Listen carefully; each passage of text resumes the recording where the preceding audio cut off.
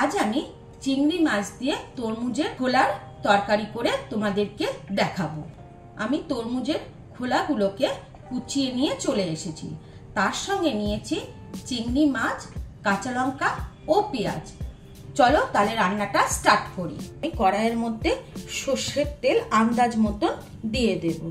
এখানে আমি 5 ফোড়ন আর সঙ্গে একটু রাঁধুনি দিয়ে চিংড়ি মাছগুলোকে ভালো করে ভেজে নেব। সঙ্গে 2টো শুকনো লঙ্কাও দিয়ে দিলাম।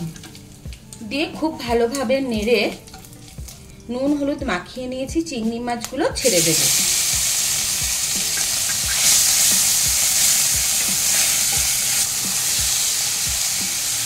চিংড়ি মাছ ভাজা হয়ে গেছে। এর মধ্যে এখন আমি কুচানো পেঁয়াজ দিয়ে দেব।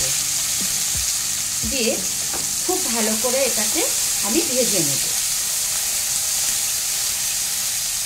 আমার চিংড়ি আর পেঁয়াজ ভাজা হয়ে গেছে। এখন আমি এটার মধ্যে কুচানো তরমুজের খোলা ঢেলে দেব।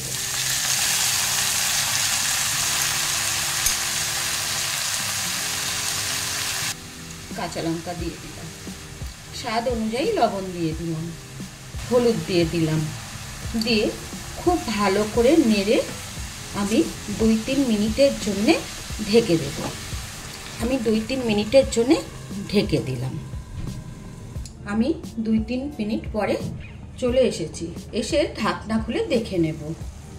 দেখো বন্ধুরা, কত সুন্দর হয়েছে। দেখে মনে হচ্ছে যে আমি লাউয়ের ঘন্ট করছি চিংড়ি মাছ দিয়ে, কিন্তু এটা হচ্ছে তরমুজের খোলা।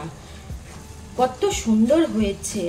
এখন আমি আগের থেকে কুড়িয়ে রাখা নারকেল দিয়ে নেড়ে চেড়ে মিষ্টি দিয়ে নামিয়ে নেব। আগের থেকে কুড়িয়ে রাখা নারকেল আমি ওপর থেকে দিয়ে দিলাম। দিয়ে আবারও খুব ভালোভাবে এটাকে আমি কিছুক্ষণ নেড়ে নেব।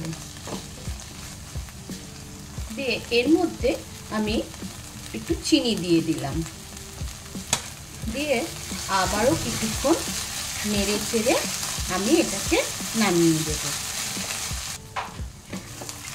তরমুজের খোলার তরকারি আমার হয়ে গেছে। এখন আমি নামিয়ে নেব। গ্যাস অফ করে দিলাম।